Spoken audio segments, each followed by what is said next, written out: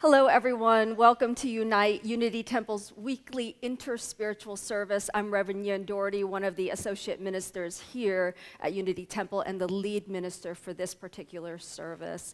So now we call it a service, but technically we've kind of switched over to this being a little bit more of a lesson. And we're in a 10-week series right now on the Enneagram, most specifically, the multi-faceted face of God is the name of the series. And what we're really speaking to when we use the term God is really reality with a capital R, beingness itself, the universe, if you will. Whatever name by which you refer to this thing that is both within us and greater than ourselves. So I'm excited that we're going to be entering into week 6 of this 10-week series. And we'll be focusing on not just the Enneagram personality type 6, but the point 6, which includes the Enneagram of Holy Ideas, the Enneagram of the Virtues, which I'll elaborate on today.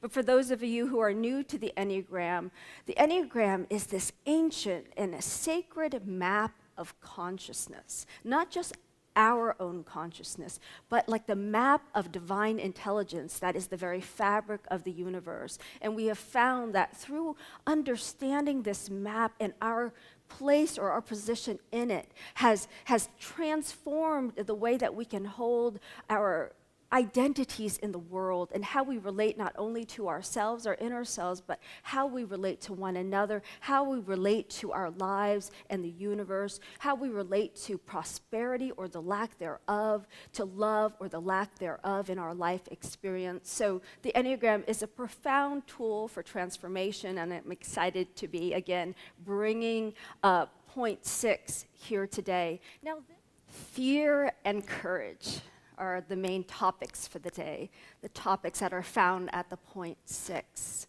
There is a story by Paulo Coelho, the author of The Alchemist, where he talks about discovering true fear.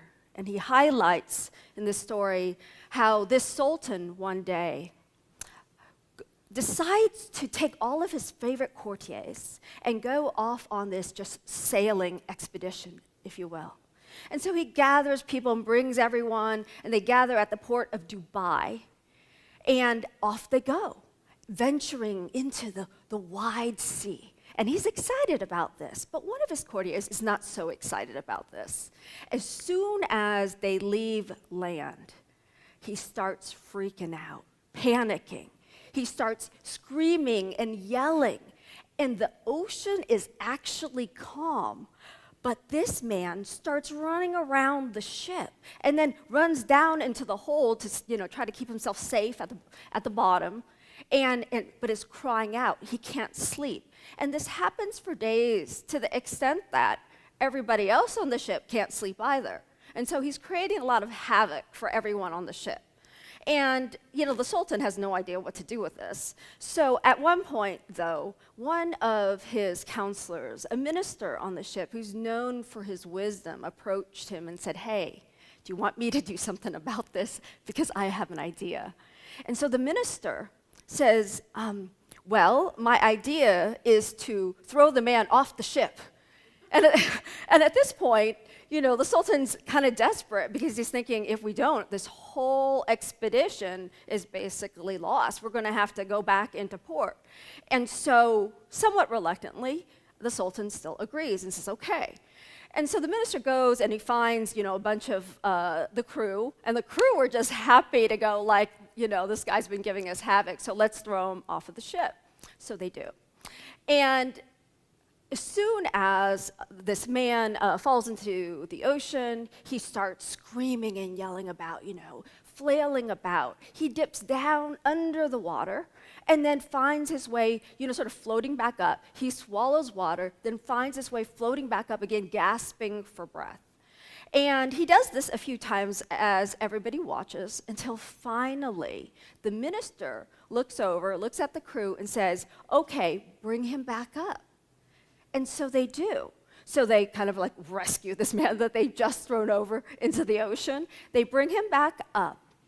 And from that point on, the man doesn't speak for the rest of the trip, but actually finds a calm and sense of peace. And after a few days, he finally even says, wow, I feel like everything is so beautiful. And I enjoy my grounding just standing here on the ship, he says. And everyone's kind of amazed. And the Sultan, after a little while, goes to the minister and says, how did you know? Why did you think that throwing this guy overboard would help? And the minister shared, well, I had a situation with my wife in which every day of our marriage, I would just wail and moan about my fears, about losing her. And so in my marriage, there I was, creating this kind of turmoil and havoc. And finally, my wife just up and left. And so she was gone. And so I had to experience that. But it was actually, she promised to come back if I was to never articulate or express this fear again to her. Express my dismay or my complaint. And so after that, she came back, and we've been happily ever after married, something like that, happily married after. So he shares this story and this idea, and I bring up this story for two reasons. One is, of course, we're talking today about the facing of our fears. And so it's relevant to that degree. But the other reason I share this story is my hope that whatever I propose for your process in facing fears will not feel as difficult as being thrown over a ship, right? Like that's a way of really being thrust into facing your fears that's rather violent and abrupt. But there are ways in which we can do this. So today I want to explore again the topic fundamentally about fear. I want to begin with this idea that fear is universal, but like with all the points or types on the Enneagram, while fear is universal, the type 6 on the Enneagram is the one that takes it personally. And fear becomes the identity with which the type 6 is completely identified. So the self becomes identified with the emotional habit of fear. So we're going to talk about both the ways in which fear is present in all of us, expresses in all of us, whether or not we're conscious of it, and the way it expresses specifically in the type 6. Second, we'll explore how we may not actually be afraid of that which we think we're afraid of. That the source of our fear may not be the object of our fear, but instead something deeper. And from the Enneagram perspective, from my personal perspective, from a unity perspective, the idea is more that we have each lost sight of a face of God, right? This essential connectedness to totality as a whole, to the universe, to our very ground and source of being, and that arguably all of our fears about things in the world, even our fear of death, our fear of the ocean, our fear of drowning, our fear of loss in relationship, that all of that is driven by this one core fear that we have yet to deeply face. And so second, I want to explore how this particular facet of God, known as the holy ideas of strength and holy faith, come together to serve us in regrounding in this ground of being, like the deck of the ship, on which we can allow not fear but faith and gratitude ultimately to emerge from our lives, and then ultimately courage. And so the virtue of type 6, which is what we'll explore last, is a virtue and a quality that can be embodied deeply by all of us, not as we try to lay hold of the quality of courage, but instead as we face our fears, go deeper into them, and find that past our fears, below them, is a deck, a ground of being from which courage, the courage to simply live skillfully in response to whatever arises, is is what organically and spontaneously emerges from each and every one of us. So let's begin not in the abstract, but by first considering. I'd like to invite each of you to consider, what is it that you fear? What is it that you commonly fear or that you fear most? Some of us are very conscious of fearing pain and suffering. You know, we try to avoid pain and suffering for the most part. Some of us are very conscious of fearing death. Others of us fear life. Some of us fear never having, never getting what it is we really want. And others of us fear getting what we actually want and what that might mean. And then as soon as we get what we want, we fear losing what we have. Some of us seek for intimacy, but actually fear it. We fear being deeply known because there are ramifications to that. Because what if I'm actually known and then I'm rejected? So some of us deeply fear rejection. Some of us fear that even as we want intimacy, we fear that if we had it, we will find out that after all, our fear that we're not good enough emerges. Maybe we fear that we're defective, that we're messed up, broken in a way that can't be fixed. Some of us focus on financial insecurity and the fear of losing our jobs, losing our savings. And others of us fear more the insecurity of our bodies, the fragility of being human. Across the Enneagram, you can trace this idea that fear is universal, even for types for which it's not the first emotion you experience, but that fear lies beneath the bedrock of all these other emotions. Arguably, if you take a look at the points on the Enneagram, though type 1 fundamentally fears that it is not good enough. I'm a type 1. Beneath all that stuff, if I really dig in, there is a fear that there's something wrong with me, that I'm actually inherently bad somehow. So I have to keep improving and bettering myself.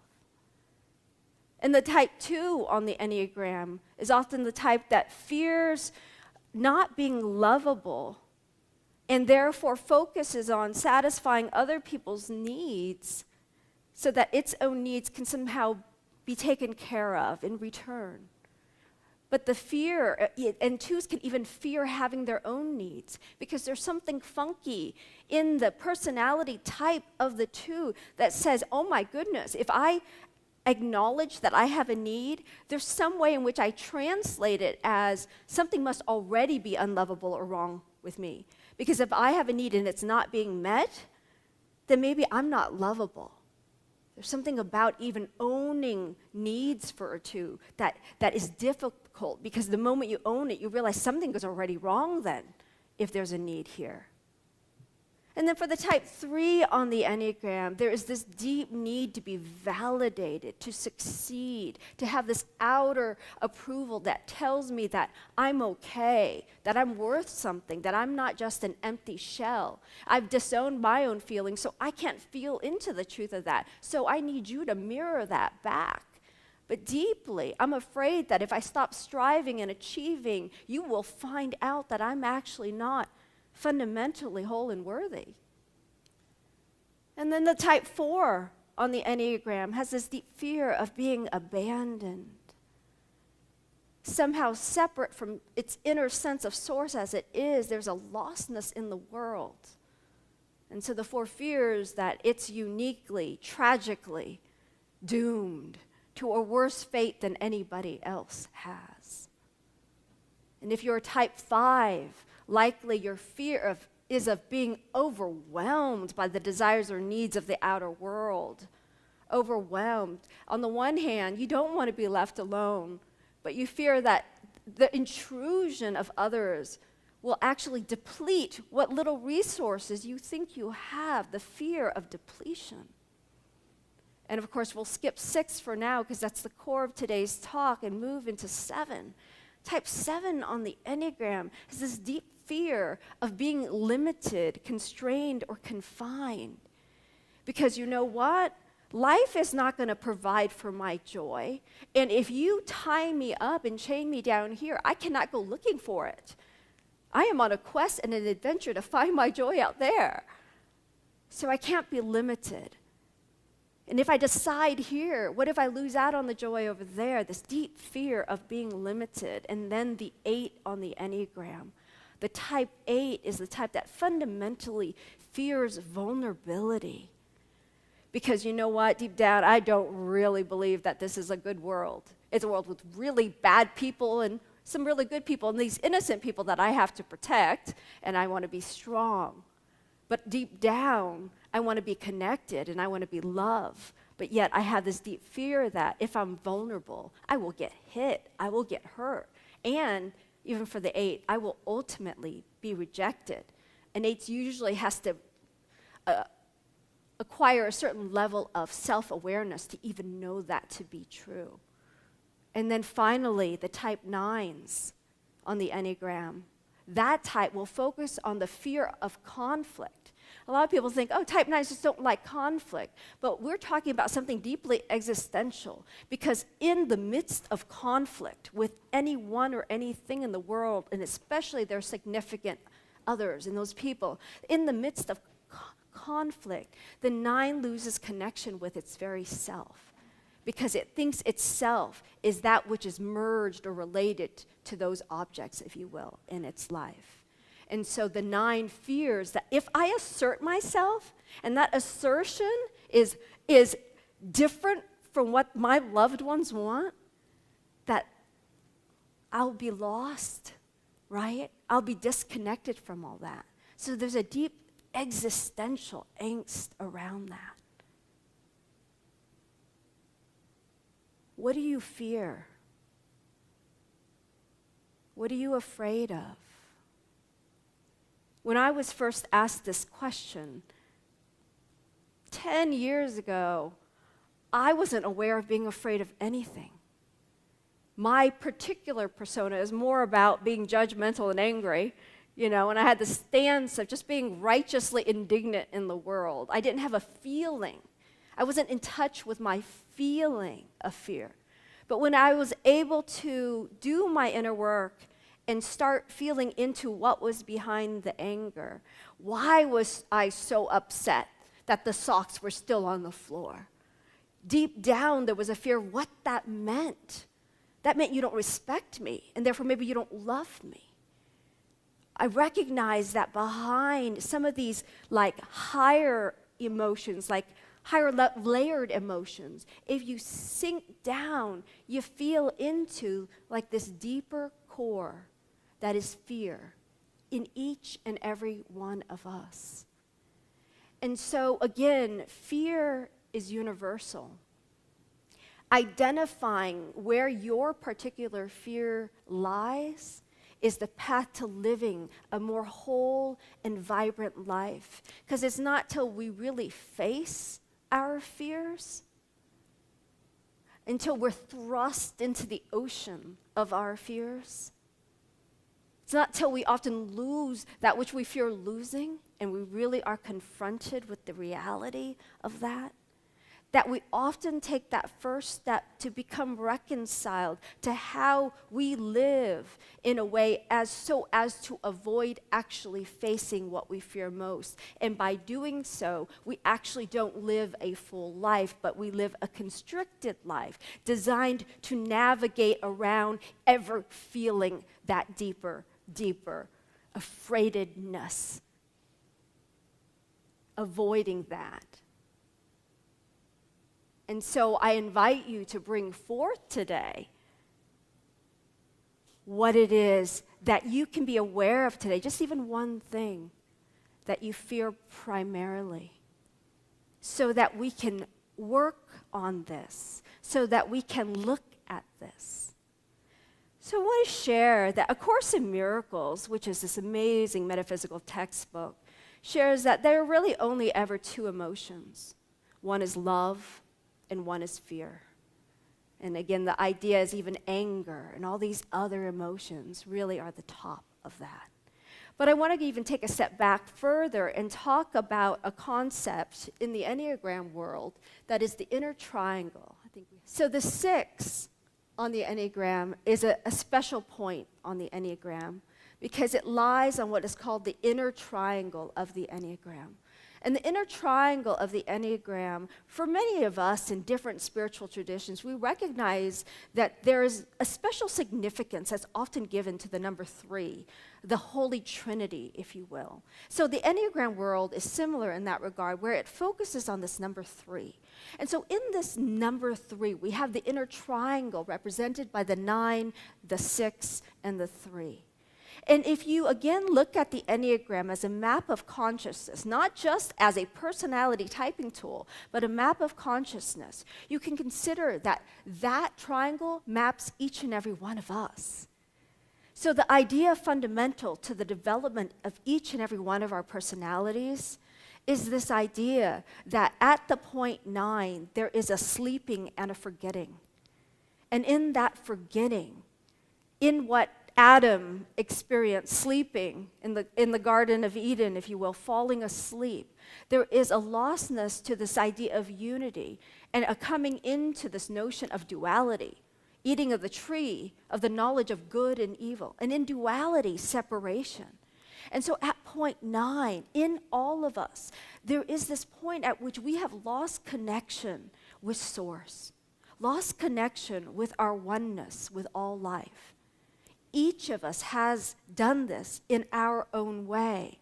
And again, the 9 just happened to take it more personally and made it their egoic identity. But at point 9, all of us have lost sight of that. What happens after that is that each and every one of us moves to point 6, which is represented by fear and anxiety. Having lost connection to this deep, profound knowing of our connectedness to Source, each and every one of us experiences like this kind of existential angst, this anxiety for being alone somehow now in a world that has all these competing demands in it. How are we to survive? It's a basic existential crisis that we all face at point 6. And then we move. In order to not face that fundamental fear, we all move into point 3, the image corner of the Enneagram. So each of our personalities that we present in the world with which we are identified is in a way an expression of point 3, the image corner of the Enneagram. And so our personalities then become the face of our world. And up here, I don't feel my fear. I'm connected to all the things I do to avoid. If only I perfect this and become good enough, I won't need to face that deep, profound fear within myself. If only I gather enough resources in my life, I won't have to face the fact that I'm actually afraid, that it feels insubstantial, this ground beneath me. So each of us in our egoic types develops a kind of coping mechanism. The difference is the type 6 takes this deeply. And there's a beautiful quote by Sandra Maitre that embodies the 6. We all face fears, she says. But if, on the other hand, we are simply afraid of everything and everyone to one degree or another, if fear itself, in a nameless, faceless way, is the driving force of our psyche, then it is likely that we are a 6, she says. So let's talk about the 6. So the type 6 has lost sight of this basic ground of being in the world. It's lost sight of its knowing that its essential nature is spirit. And having lost sight of that knowing, what does it do? It goes out to the edge of itself, its ego, the part that faces the world and looks around. And some type sixes say, hey, self-pres type sixes say, hey, I'm going to gather enough resources so that I can feel this ground of being, so that I can feel secure. The social sixes think about, I'm going to gather enough connections, associations. My team is going to support me, and my connectedness and my allegiance and my loyalty to this team is going to give me my ground of being. And then there's the counterphobic six, which those of you who have a deeper knowledge of the Enneagram understand that within each and every number, there's one type within that number that seems to counter it, meaning the counterphobic six goes out into the world and is a daredevil. You know, will jump off cliffs, dive off cliffs, and jump off airplanes to prove that it is not afraid. But you know that that six is a fear type because it's always moving against its fear. The relationship is with fear.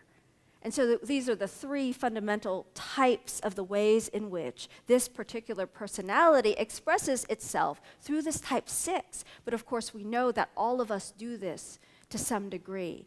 The type 6 just makes a living out of it, right? The type 6 is the archetype that is the exaggeration of all of our fears, makes it systemic, if you will. And so consider the ways in which the 6 does that. Like each and every type, the issue is when you live only at the edge of your type and you look out into the world, you never actually face the inner existential angst, right?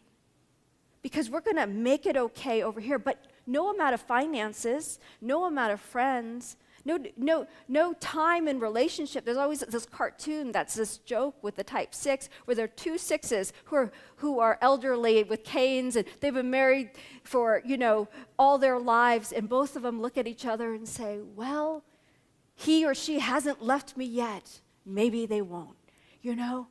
That embodies sort of the ongoing fear of the 6 that says, I have this apparent security on the outside, but it doesn't work.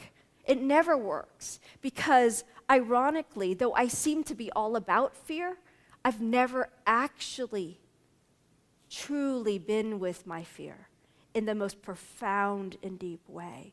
And so that's my invitation today for all of us in all of the ways that we run from that fear, so that we can stand again on the deck of that ship, grounded in joy, because our lives aren't about what we're afraid might happen. And so let's move now into the faces of reality that can support us in knowing this. Again, the idea is that there's love or there's fear. There is a profound quote from A Course in Miracles that says this: what you think you are is a belief to be undone. So at the edge of all of our types is our false identity, this personality, this thing that you think you are. It's a thing to be undone.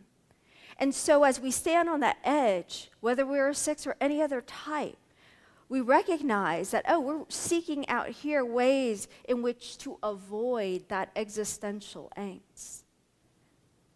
What you are, from an ego point of view, is but a belief to be undone. And that is undone through the welcoming of holy faith and holy strength. Now, many of us in the modern Western world identify faith with belief. Here we have a deeper teaching around faith because, faith associated with belief is little more than what we normally try to do, which is this: I'm scared, I'm I'm weak and fragile in this big wide world. So if I believe in an outer God that will protect me, if I believe in that, then I will find some security. So faith as belief is really no different from the many ways in which we seek for security in the outer. But when we're talking about holy faith from an Enneagram perspective, we're talking about holy faith mixed with holy strength is, in a way, this idea that we are grounded in the knowing of essence as our being. If I actually have the courage to turn my attention within and face the fear that lies here, that beneath the bedrock of that fear is actually a profound knowing and faith, a ground of being from which my life is expressed.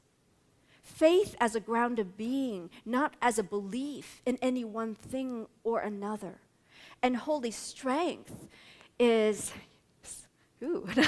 and holy strength is the perception of essence as the very ground of your being. And holy faith is the way that your soul is transformed. There's a quote slide here. So let's read that real quick. Holy faith is not faith about a person or a particular thing, but faith in reality, in essence. This faith is a heartfelt certainty, an unquestioned conviction that essence is one's innate nature. And then the next slide expands and describes holy strength is the perception that the inner nature of the human being is essence. To completely recognize essence means to recognize the three qualities of what's known as Satchitananda. Number one, it's a real presence. Number two, this essence is innately loving and good. And number three, holy perfection, it's exactly as it should be. And as holy strength allows that perception, then holy faith emerges naturally from us. It's the transformation that occurs in our soul as the result of the perception of of essence as the ground of our being. And as a type 6, you've lost sight of this foundational aspect. And so you see yourself as weak. And of course, this isn't always just like a negative thing, right? Helen Palmer, one of the premier teachers of the Enneagram, is a type 6. And what's really notable about it is, boy, our type 6s, because they have a little bit more wariness about the world than the average soul. She made a living out of being able to just scan people, and see if they were dangerous or not. And she became, in the 1970s, one of the most renowned intuitives and psychics in the San Francisco Bay Area, to the point where there was a journalist who was like a total skeptic about any of these woo-woo kinds of things, who went out from Mother Jones and interviewed her with the idea that he was going to debunk all of these psychics, etc. And so what he did was he interviewed her and asked her about 5 people that he worked with that she couldn't have possibly known. And her description of them was so accurate that the guy ended up writing an article that said, all psychics are baloney or false except for Helen Palmer.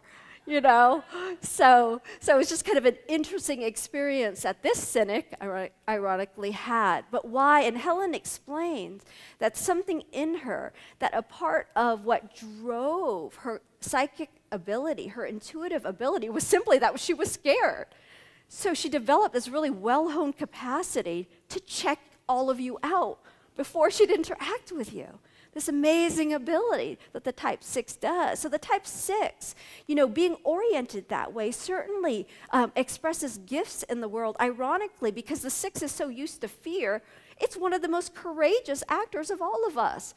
Because, we feel a little fear and we're freaked out, but the 6 is like, I've got this. I'm used to fear, right? And so there's an element to which the 6s in our lives can be some of the most courageous people. They're the ones who are going to watch out for us, who are going to look ahead, who are going to spot for potential danger and be sure that we have brought all our raincoats when we go hiking to avoid getting pneumonia, And so there are these deep values.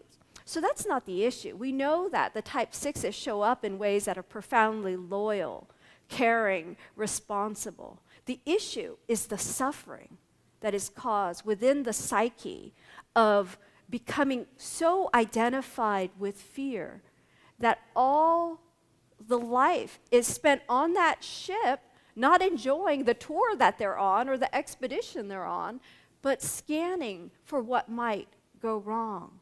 That's the issue, the suffering. Fear is not the issue. And so, considering all that, there's a way in which, whether you're a 6 or not, we can soften into our stance in the world and consider that we can skillfully scan our lives for what's joyful and what's potentially damaging.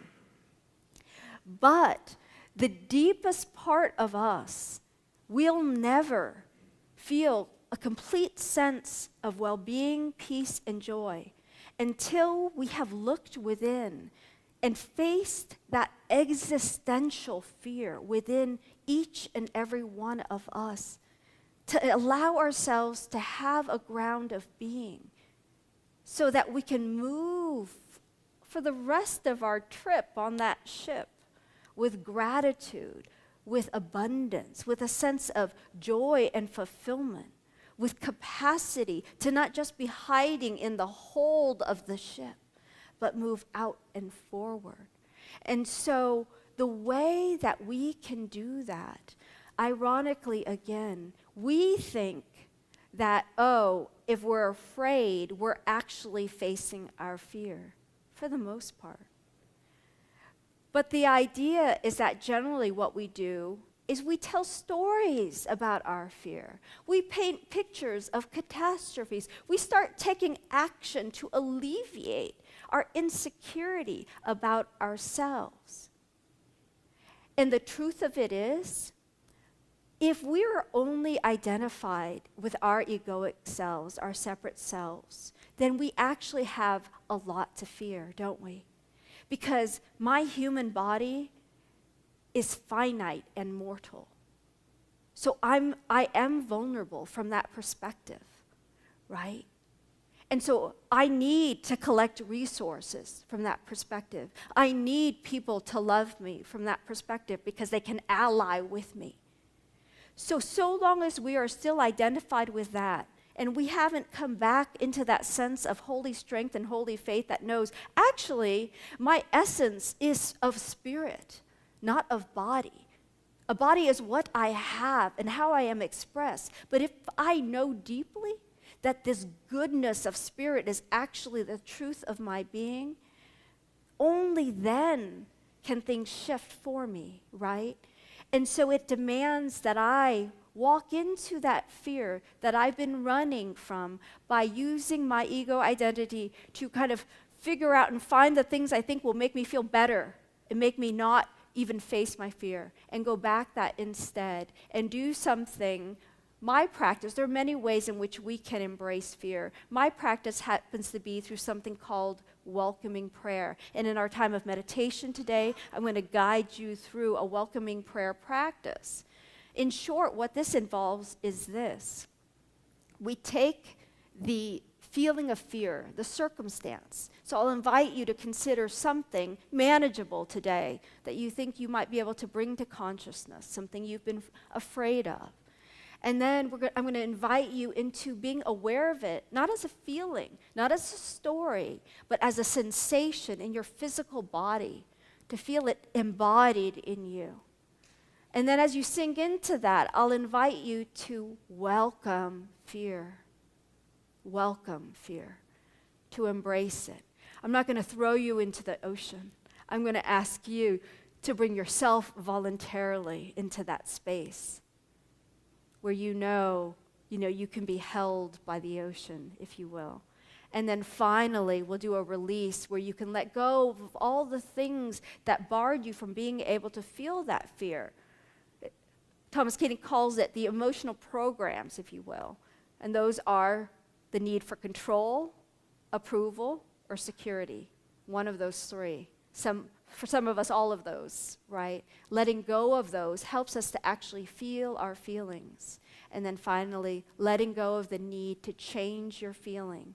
Paradoxically, many of us on the spiritual journey know that ironically, the path is often just paved with paradox.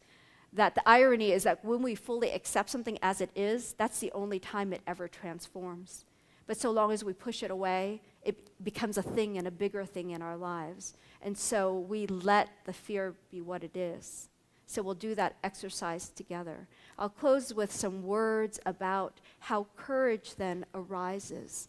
That the idea again is this, that possibly you think you fear loss of a loved one, that you think you fear not being loved, you think you fear financial devastation, you think you fear losing your body, through illness or through death.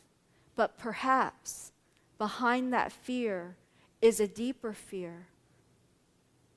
The fear that you're actually disconnected from who you are as an infinite being. But when you know that, then the virtue of the sixth, which is courage, slide, arises. Courage, says Sandra Maitre in her book, Passions and Virtues of the Enneagram, courage is at its deepest level of meaning, the courage to face ourselves. And then the next quote. When we courageously penetrate our inner experience, including that of our bodies, we find that our nature, as well as the nature of all form, is something incandescent and indestructible. When we know this directly, the ground upon which all of our fear and anxiety have been based disappears. We have the courage then to relax and let go of our vigilance, letting ourselves be held by the loving support of reality. So in this way, we open to the objective level of the six. And so I'm going to invite us now into an exercise where we can embody courage by embracing fear. And so I invite you to take this opportunity to turn your attention within. Whereas you might have been used to looking outside yourself for guidance or support or truth, we take this time to release that now and turn within and take that courageous act of looking at just one thing that we fear in our lives. Even if you're not fully ready to let it go, maybe you're ready to just face it and look at it.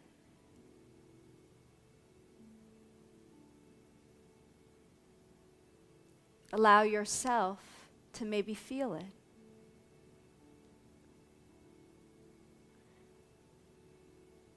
So I invite you to allow the feeling of fear or anxiety, even dread, if that arises, to emerge as you bring up in your consciousness this one thing, this situation.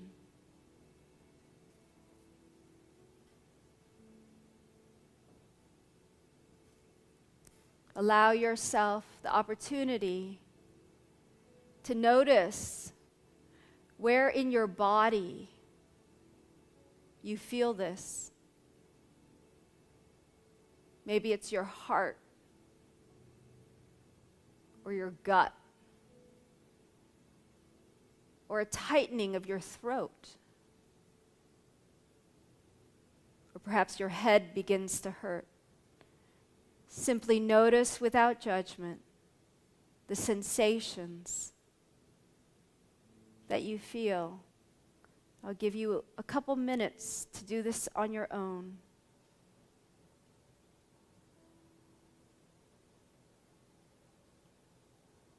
not getting into story, allowing the feeling to be felt physically as a sensation, allowing tears to flow if they naturally flow. And now I invite you gently to yourself to say, welcome, fear, or welcome, anxiety, welcome, dread, and do your best to simply lightly welcome this feeling inside of you. And even as you encounter any resistance in your welcoming, you might close the time by saying, I let go of my need for security, control, or approval. Welcome, fear. I let go of my need to change this feeling or experience.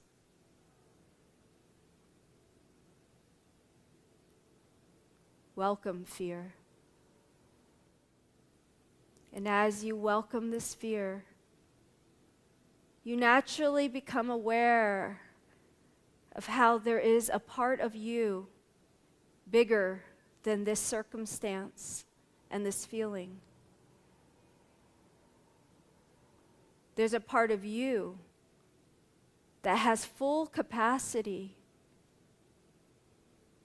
to face all of that undefended and still be perfectly intact.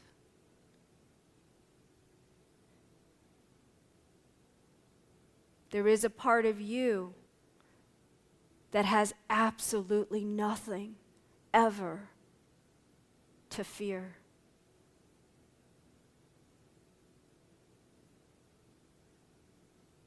This is the you that is the I am, the spiritual I am, the Buddha nature, the Christ light.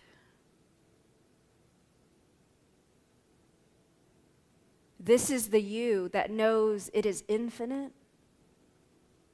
needs no protection, not only has a ground of being, but is the ground of being for everything else.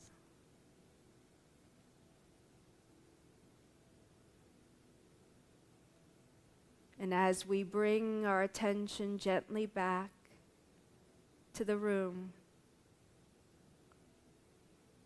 I invite you to remember that space within you that has full capacity to face and be bigger than anything you fear, because you are infinite, perfect, good, whole, and eternal.